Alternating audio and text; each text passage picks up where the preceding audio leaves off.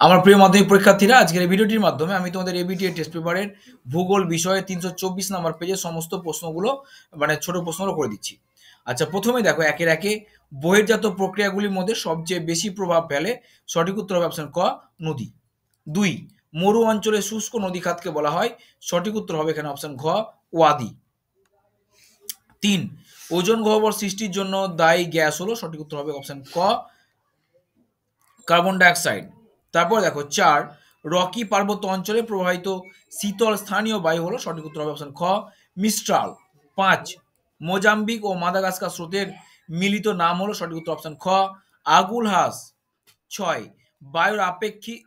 বায়ুর আর্দ্রতা মাপক যন্ত্র হলো। সঠিক উত্তর হবে অপশন ক, হাইগ্রোমিটার। তারপর দেখো 7, ল্যান্ডফিল থেকে উৎপন্ন গ্যাস হলো। সঠিক উত্তর হবে অপশন ঘ, মিথেন। 8, ভারতের উচ্চতম মালভূমি হলো। সঠিক উত্তর হবে এখানে অপশন খ, লাদাখ। 9, ভারতের সর্বপ্রথম কার্যকরী নদী পরিকল্পনা। সঠিক উত্তর হবে অপশন খ, দামোদর নদী পরিকল্পনা। 10, ভারতের কেন্দ্রীয় বনভূমি গবেষণা কেন্দ্রটি রয়েছে। সঠিক উত্তর হবে অপশন গ, দেরাদুনে। 11, বল উইভিল পোকার আক্রমণ ঘটে। সঠিক উত্তর অপশন গ, কার্পাসে। 12, ভারতের একমাত্র বন্দর কেন্দ্রিক লৌহ ইস্পাত শিল্প কেন্দ্র হলো। সঠিক উত্তর অপশন গ, বিশাখাপত্তনম। 13, আরব সাগরের রানী হলো। সঠিক উত্তর অপশন ঘ, কোচি। 14, ভারতের উপগ্রহ গবেষণা কেন্দ্রটি হলো। সঠিক উত্তর অপশন গ, ইসরো। এবার দেখো বিভাগ ক্ষয়ে 2 বলা হয়েছে নিম্নলিখিত বাক্যগুলি শুদ্ধ হলে পাশে তালবর সহস্র এবং অশুদ্ধ হলে পাশে অ লেখো। যাই হোক, তোমরা দেখো আমি তোমাদের শুদ্ধ টি এবং অশুদ্ধ এফ দিয়ে দেখিয়েছি। পার্বত্য হিমালয় থেকে হিমশৈলের উৎপত্তি হয়, এটি হবে সঠিক। তারপর দেখো 2, শিলাময় মরুভূমিকে আলজেরিয়ায় হামাদা বলে। হ্যাঁ, এটিও ঠিক। তারপর 3, দেখো ভ্যান অ্যালেন বিকিরণ ম্যাগনেটোস্ফিয়ারে দেখা যায়, এটিও সঠিক। 4, পার্বত্য অঞ্চলের মাটি হলো পটজল, এটিও ঠিক। 5, লোকটাক হ্রদ নাগাল্যান্ড রাজ্যে অবস্থিত, এটি ভুল হবে, কারণ আমরা জানি লোকটাক হ্রদ মণিপুরে অবস্থিত। তারপর দেখো 6, গঙ্গা নদীর নিম্ন প্রবাহে সর্বাধিক দূষণ দেখা যায়, ঠিক।